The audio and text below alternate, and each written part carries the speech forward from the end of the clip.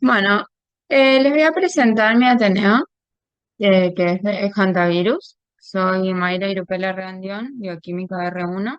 Este Ateneo lo preparé por mi servicio en serología en el Laboratorio Central de Salud Pública. A lo largo del Ateneo les voy a ir contando, en primer lugar, un caso clínico para que vayan viendo todo lo que sería la clínica y después voy a ir explicándoles acerca del virus, el porqué de cada una de esas, de la presentación clínica y vamos a hablar un poco de epidemiología que en este virus es importante. Bueno, como les dije, primero les voy a presentar un caso clínico. Es un paciente masculino de 42 años de edad, es ex tabaquista desde hace 8 años y es de Saspeña. Es ingeniero agrónomo, acá es importante también la profesión en este caso. Cursa por fallecimiento de su esposa debido a neumonía, que están pendientes los resultados bacteriológicos, la cual el día 22 de febrero de este año presenta una caída desde su propia altura con convulsiones, tuvo hipotensión, disnea y distrés respiratorio. Y a los 2 días fallece, ahorita el día 24 de febrero del 2025. Le hicieron serologías de COVID, dio negativo, y la muestra respiratoria desarrolló una Klebsiella, pero solo contaminante. Es decir, en sí no se sabía por qué el deceso todavía de su esposa. El día 27, el paciente sí ya tiene un malestar general, presenta fiebre, cefalea y consulta en 3 oportunidades, pero en ámbito privado. El día 3 de marzo consulta en el Hospital Campaña. Esto es un caso que pude extraer de la historia clínica del Hospital Campaña de Corrientes y tiene persistencia de la fiebre y se le agrega tos el día anterior, el día 2. Tenía hisopado negativo, influenza negativo, la serología para dengue negativo, le hicieron una tomografía y un laboratorio y era normal, no tenía ningún tipo de particularidad. Entonces ese día 3 le dan el alta, no el alta, sino no queda internado en el hospital. Vemos que un día después vuelve al hospital Campaña y refiere fiebre, disnea. Ya vemos un hemograma que sí presenta alteraciones y no era así el día anterior. Vemos que tiene un hemograma con 16.000 blancos, a predominio de neutros, hematocrito hemoglobina normal y tiene plaquetopenia. Estas son todas cosas que quiero que se vayan quedando, digamos, de la clínica y que presentaba el paciente. Vemos que tiene una CREA, una urea normal, GOT, GPT, todo es normal, y vemos que la saturación sí es baja, vemos una saturación de 88, eso es por oximetría de pulso, entonces se le decide dar oxígeno, y con oxígeno satura 95%. Y vemos que la tomografía, que también el día anterior no había tenido ningún tipo de particularidades, ahora tiene una importante progresión de infiltrado bilateral. Entonces, el paciente se interna, pero ese día a la noche tiene una desmejora respiratoria. Vemos que al aire ambiente ya satura 77, entonces, bueno, lo entuban y le dan una asistencia ventilatoria mecánica. Le empiezan a hacer todas las solicitudes, le piden PCR para COVID, para influenza, le piden serología IgM, IgG y PCR para Hanta, le piden el antígeno urinario para lepto y serología para micosis. Eh, la- en cuanto a la lepto, simplemente comentarles que la clínica es parecida y además también eh, él era ingeniero agrónomo y se contagia a través de los fluidos de los animales, de ciertos animales, entonces también en esta persona o sea, era sospechoso, o sea, se podría pensar también. El día 5 el paciente está taquipneico, taquicárdico, tiene disnea y queda bajo el efecto de la analgesia. Acá vemos que empieza a estar hemodinámicamente inestable y necesita el uso de vasopresores. Estos fármacos lo que trata de hacer es aumentar la tensión arterial y hay dos tipos. Los inotrópicos que aumentan el gasto cardíaco, que son los que le dieron a él, y después están los que aumentan eh, no, oh, ajá, son vasoconstrictores y de esa forma hacen que aumente la presión. Bueno, el día 6 tiene un hemograma que muestra un aumento de los blancos, llamamos 37.000 blancos, hematocrito hemoglobina normal, y las plaquetas, si bien empiezan a aumentar, sigue todavía abajo. Vemos ahora también una urea y una CREA muy aumentada. No sé, en la historia clínica no referían el porqué de esta urea y CREA, pero el paciente estaba hemodinámicamente estable y si bien no se le hicieron todos los estudios, digamos, muy probable sea una prerrenal por la hipovolemia, por la hipotensión que tenía. Y después tiene el estado ácido-base, que vemos una acidosis por todo el cuadro que tiene el paciente, una acidosis respiratoria y además también la metabólica. Recordemos que esto también acá es importante la parte renal que es más lenta. Y empieza con oliguria. Entonces, el día 8 presenta la disfunción, inclusive en la historia clínica ya lo catalogaban como disfunción renal con una creatiuria elevada y empieza con diálisis. Le dan diuréticos porque estaba oligúrico y el paciente presenta acá derrame pericárdico, pleural y líquido perihepático. Esto también es importante en cuando ahora veamos cómo actúa el virus, es importante el tema de los derrames. El día 10 vemos que empiezan a llegar algunos resultados de todo lo que se le pidió al laboratorio y vemos que PCR para COVID e influenza no detectable, el panel viral que le hicieron adenovirus, influenza para influenza y el virus sincicial respiratorio negativo. Vemos que la PCR para legionela es no detectable, la leptospirosis, el antígeno termoresistente da negativo. Y bueno, y le piden una nueva muestra de IgM por el tiempo nada más, porque puede ser que todavía no haya aumentado los títulos de IgM, y le hacen para micoplasma y clamidia y todo no reactivo.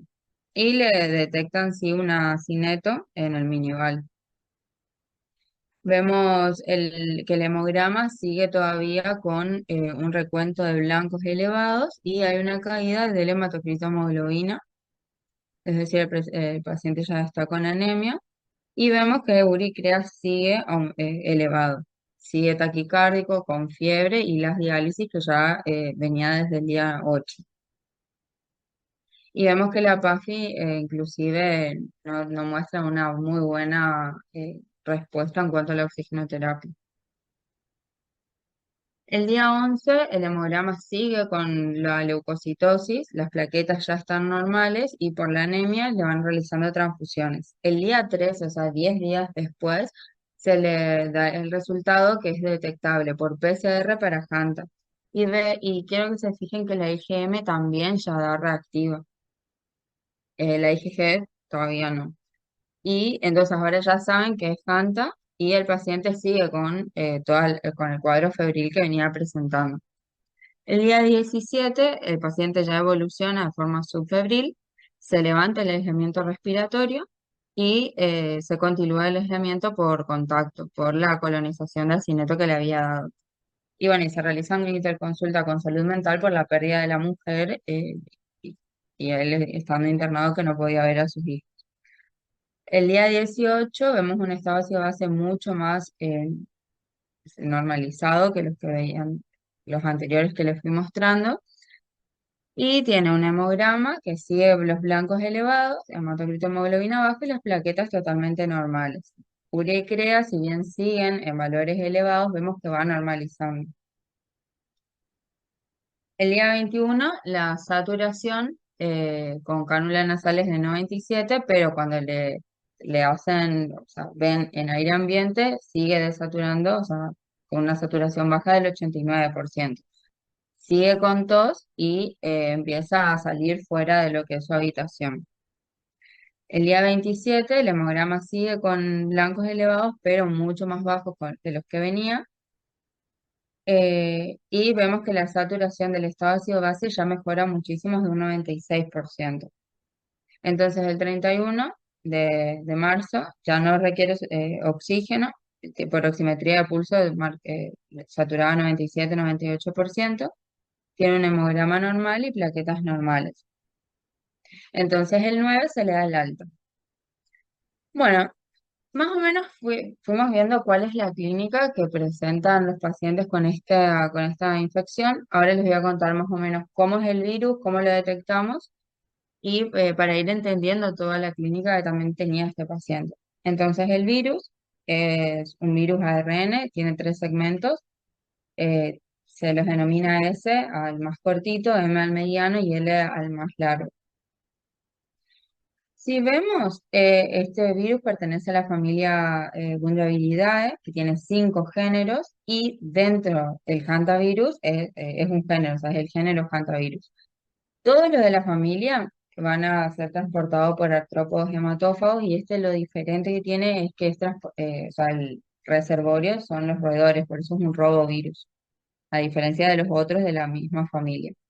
Entonces, cuando nosotros estamos hablando de la infección de Hanta en los pacientes, tenemos que saber que estamos hablando de una zoonosis. Lo que se vio es que cada hantavirus tiene una subfamilia diferente de roedores como reservorio principal, es decir, existe como una cierta especificidad entre lo que es el reservorio, o sea, el género de roedor y el virus.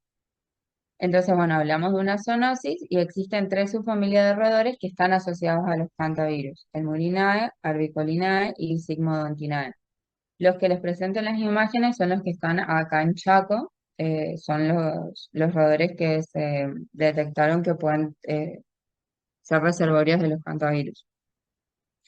Pero un dato muy importante es que solo en Argentina y en Chile hay algunas variantes que se asociaron con transmisión de persona a persona, es decir, todos los hantavirus y las demás infecciones de Hanta en el resto del mundo solo se ve desde el roedor al ser humano, pero el que tenemos acá eh, se vio que hay transmisión de persona a persona. Bueno, entonces, ¿cómo es el modo de transmisión? ¿Cómo se puede haber contagiado nuestro paciente? Puede ser por vía inhalatoria, mediante aerosoles de secreciones de los roedores. Puede la transmisión interhumana, que es la que nosotros vemos que existe acá, que es la que se comprobó es por secreciones respiratorias.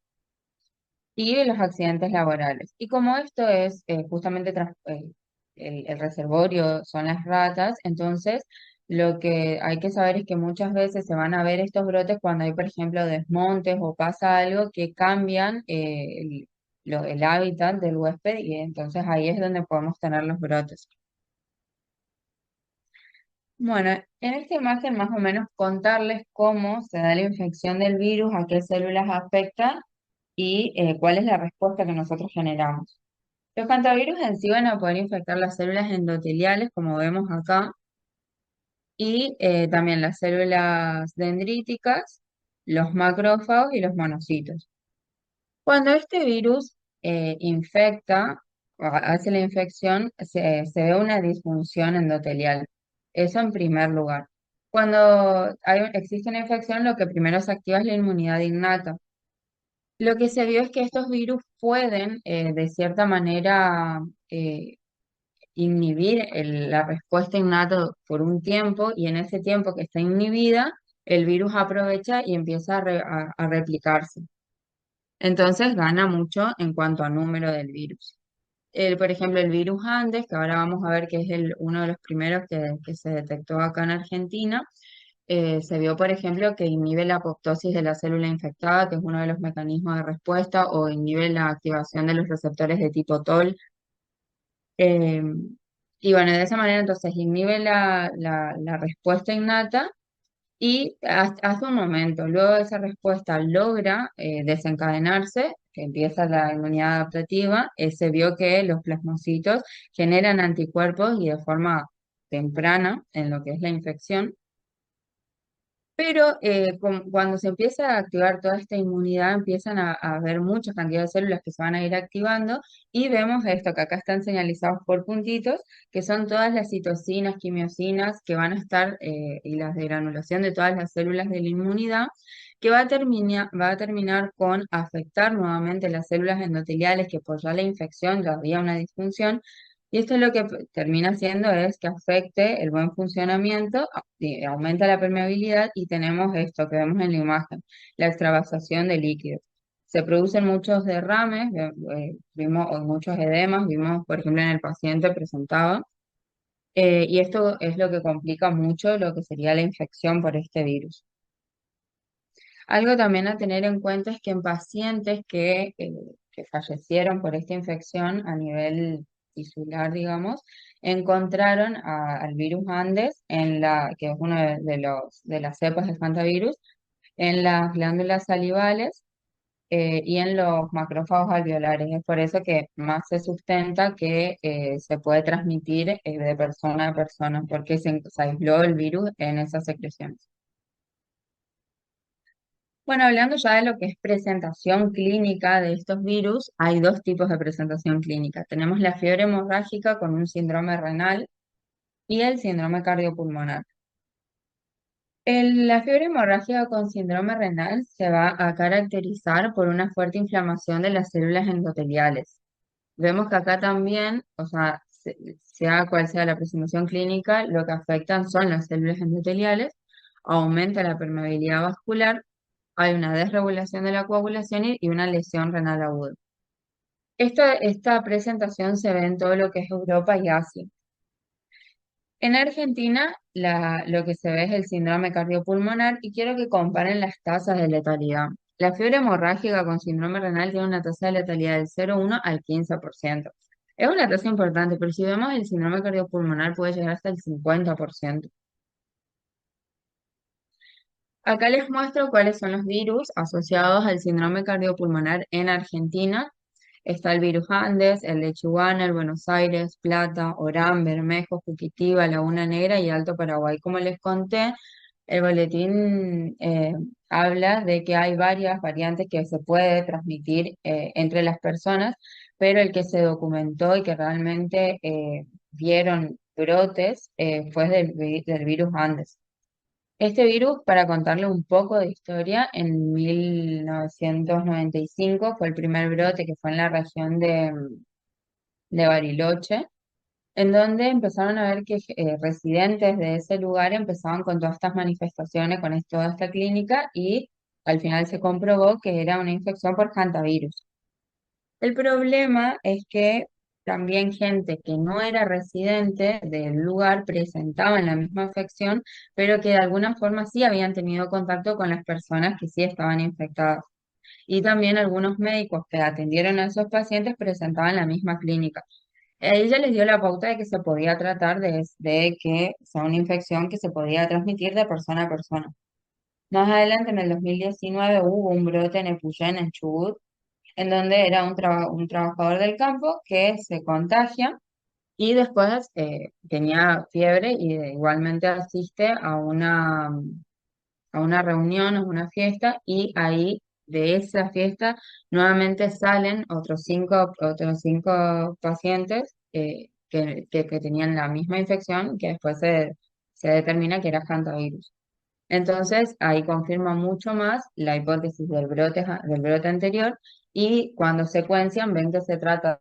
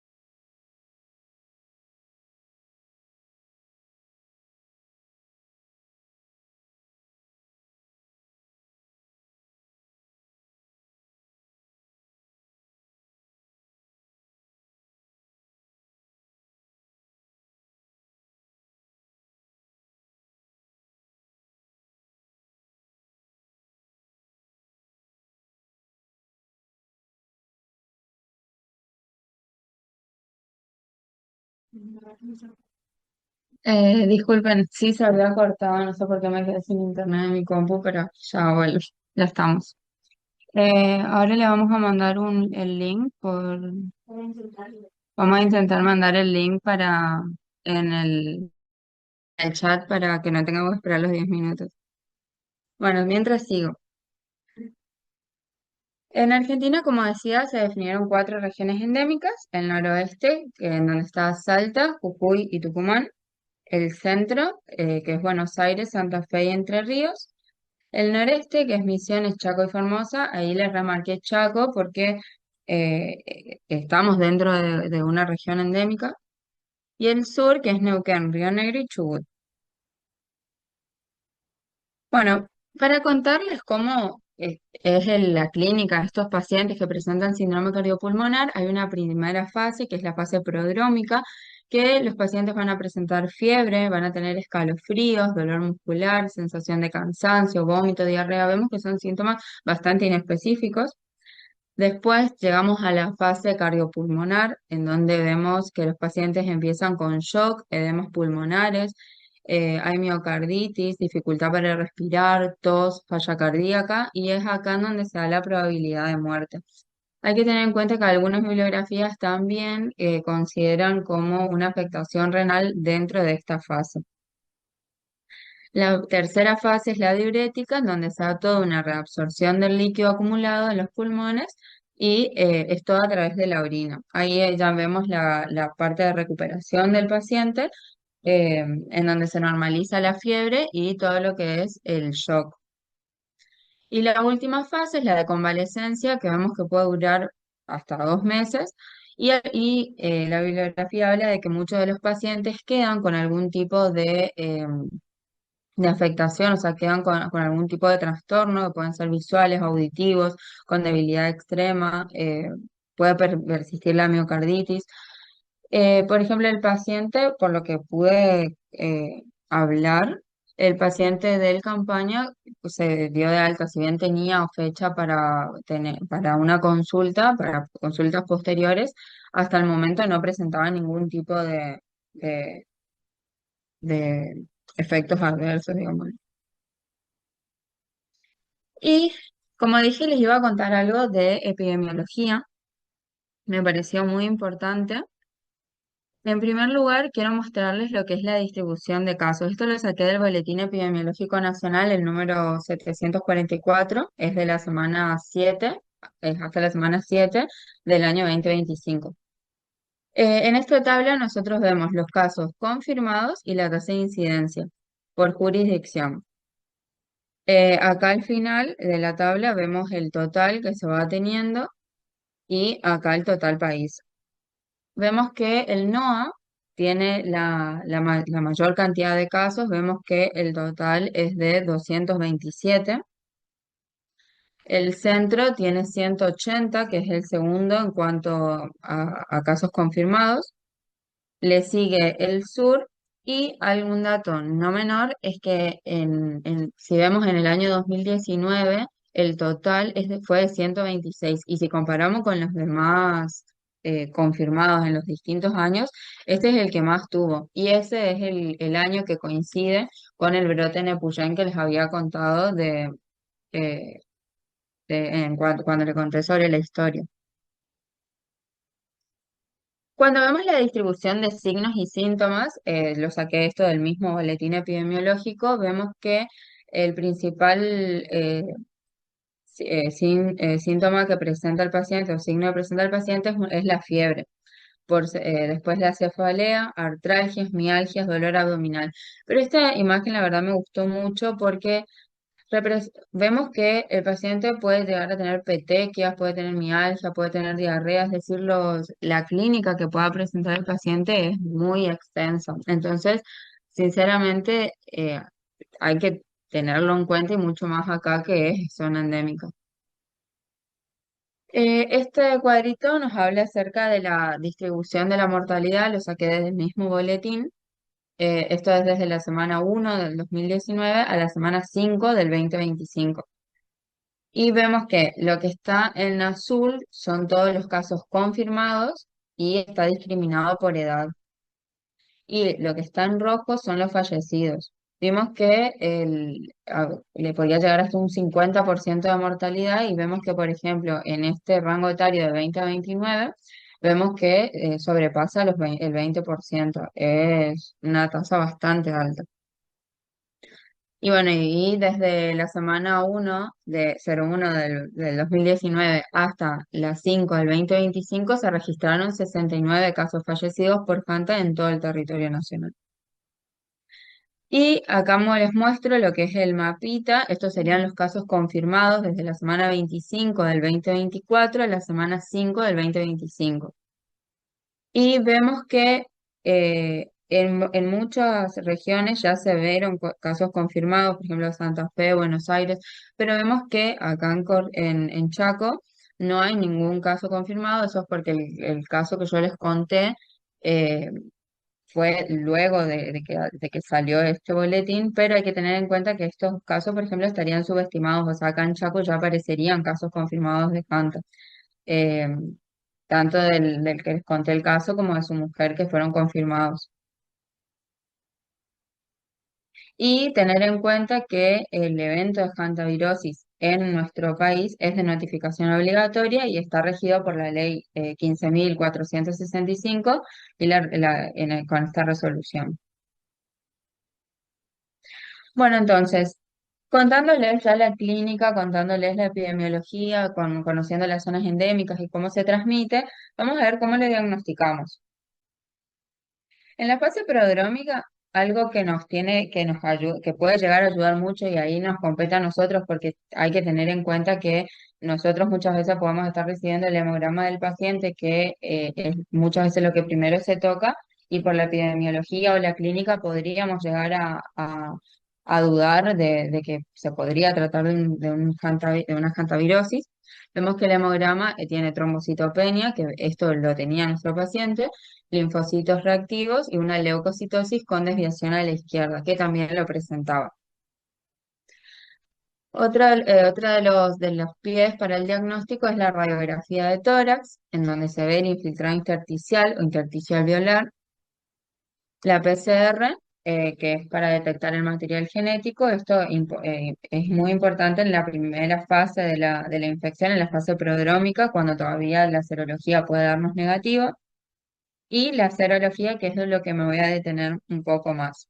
Pero antes, comentarles que hay algunas consideraciones. El hemograma, como ya les dije, es muy útil en la fase prodrómica, ya que podemos evidenciar esos ciertos datos característicos, y en muchas de las bibliografías decía que era lo primero que se manifestaba. Y otra de las consideraciones es que en la radiografía de tórax, eh, cuando ni bien le hacen al paciente, yo les comenté que el paciente fue un día, era todo normal, y al otro día ya tenía todo el infiltrado pulmonar. Entonces, es por esto, es porque muchas veces puede estar normal, pero si existe una sospecha epidemiológica y una sospecha clínica, no se debería descartar la infección por Hanta y se debe repetir en las 4 horas. O sea, si en este paciente, o sea, si hubieran seguido estas recomendaciones, hubieran dudado de que fuera un Hanta, y lo hubieran quedado internado y lo hubieran repetido a las 4 horas, muy posiblemente el paciente no haya ido de alta y vuelto tan descompensado como si lo hubieran detectado ahí. Bueno, ahora sí, llegamos en el diagnóstico a lo que es la serología. Ya sabemos que podemos tener dos tipos de anticuerpos, las IgM y IgG, y vemos que las IgM aparece desde el primer y tercer día después del inicio de los síntomas y puede perdurar o detectarse durante 30 días posteriores, pero se registró la persistencia por varios meses. Hay que tener en cuenta que, bueno, según Cielo, la IgM, en un artículo que leí de Cielo, puede acompañar al paciente convaleciente por al menos de 6 a 8 meses. Dejé ese dato simplemente porque muchas de las bibliografías que pude leer hablaba de que podía quedar varios meses, pero más o menos para tener un número, es uno de los pocos artículos que encontré que llegaron a un número fijo, digamos, de 6 a 8. Y la IgG aparece días o semanas después de las IgM y permanecen por periodos prolongados durante varios años. Hay que tener en cuenta que algo que me pareció muy importante es que el IgM aparece desde el primer a tercer día después del inicio de síntomas. Es decir, si el paciente primero presentaba fiebre, tos y luego llega, nosotros rápidamente podríamos estar detectando la infección con la detección de una ELISA y con la detección de una IgM por ELISA, que no es algo muy como para pasarse por alto porque rápidamente podríamos estar ayudando al diagnóstico y de forma rápida. Y la ausencia de los anticuerpos de IgG podría ser indicadora de una evolución desfavorable. Bueno, acá les voy a comentar cómo es acá por ejemplo no hay una ELISA comercial de hantavirus, en el central hay un ELISA que se hace in-house y les voy a contar más o menos de qué se trata. Se lo está poniendo a punto y cuando se logre esto y se logre ya alargar los controles es para mí una técnica muy importante porque además como vimos los IgM rápidamente ya al día 1 o 3 ya se los puede detectar. Entonces, lo primero que se hace es la preparación de las placas. Lo que se hace es, depende de lo que estemos queriendo buscar, si es IgM o IgG, lo incubamos con una anti-IgM, IgG humana, que es en la imagen el anticuerpo que nosotros estamos pegando. Y se agrega una solución de bloqueo que en sí consiste en una solución que contiene leche. Lo que hace la leche es que tiene proteínas y esas proteínas se van a ir metiendo en estos huequitos que quedan entre los anti-IgM o IgG y de esa manera hace que no se peguen otras cosas, es decir, nos ayuda a que no sea inespecífico. Después se le agregan las diluciones, se hace la dilución y el agregado de las muestras y los controles. Si la muestra del paciente que estamos procesando tiene anticuerpos, se va a pegar. Después viene la preparación, el agregado del antígeno viral, que lo que se hace es pegarse el antígeno al anticuerpo de la muestra del paciente si es que éste tuviera estos anticuerpos, y este antígeno se lo obtiene de cultivos de líneas celulares, son antígenos del virus, o sea, en este caso serían antígenos de hantavirus.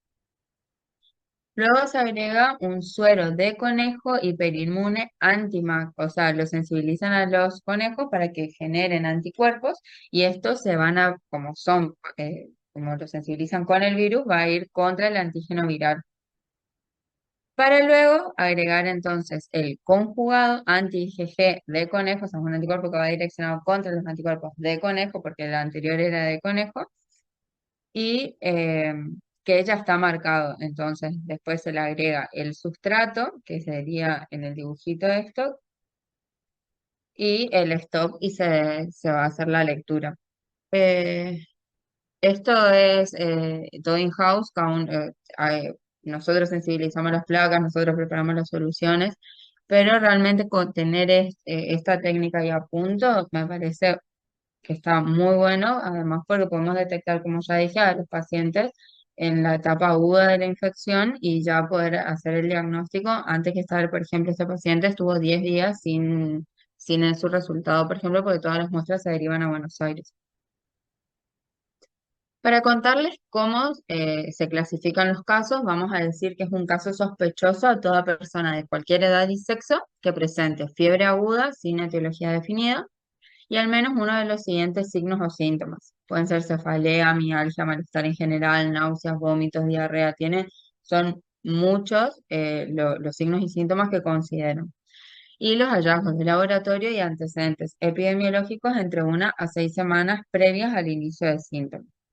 Y ya es confirmado todo caso sospechoso, confirmado por laboratorio, ya sea por la detección de los anticuerpos IgM, IgG por ELISA, o la cero conversión de los anticuerpos entre dos muestras con más de 48 horas de diferencia. Acá estaríamos queriendo detectar si la persona tiene la infección, un aumento de título, o la detección de genoma viral por PCR. Esto más que nada para mostrarles cómo es el flujograma de manejo de los casos sospechosos de Hanta. En primer lugar, tiene de la definición de lo que es un caso sospechoso, que son todos los que ya les estuve contando, y tienen en cuenta el riesgo epidemiológico, es decir, tener los antecedentes de riesgo, si es residencia o excursiones a áreas rurales, el contacto con roedores, Entonces, es importante también en estos pacientes tener en cuenta todo lo que es la epidemiología y lo separa como alto riesgo y bajo riesgo. En los de bajo riesgo se les deja 24 horas de observación e investigar otras causas y si tiene resultados negativos y sigue teniendo mucha sospecha de la clínica, 24 horas de observación y repetir evaluación. Si es de alto riesgo, es decir, tiene toda la epidemiología, se solicita hemograma, la radiografía de tórax y todos los parámetros que fuimos viendo que tiene el paciente.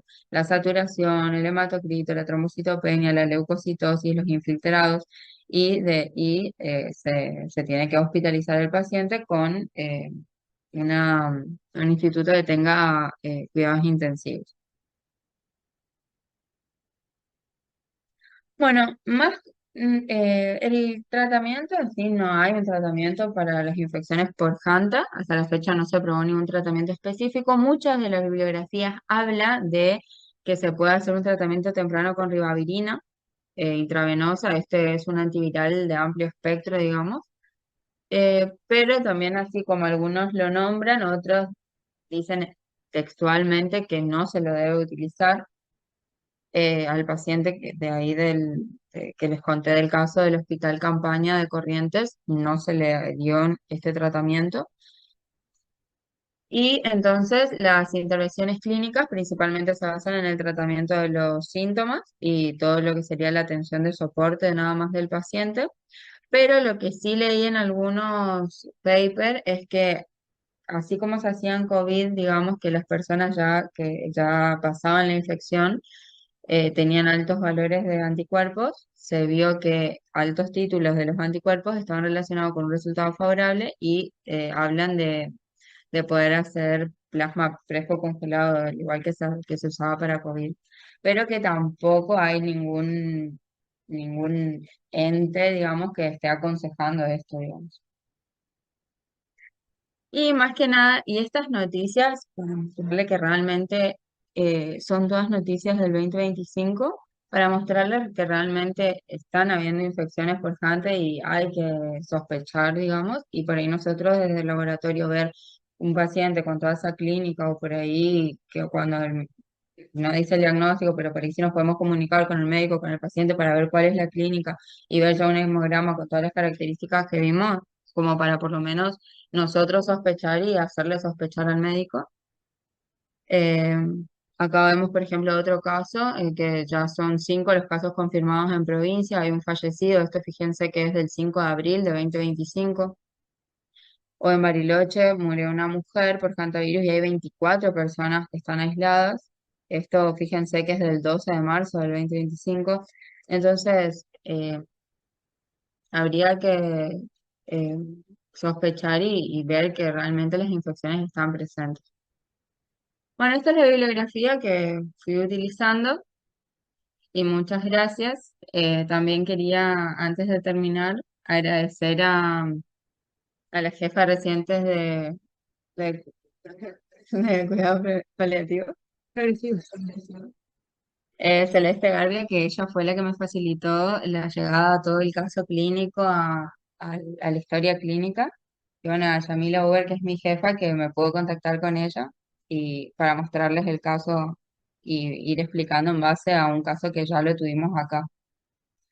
No sé si tienen alguna pregunta, alguna duda.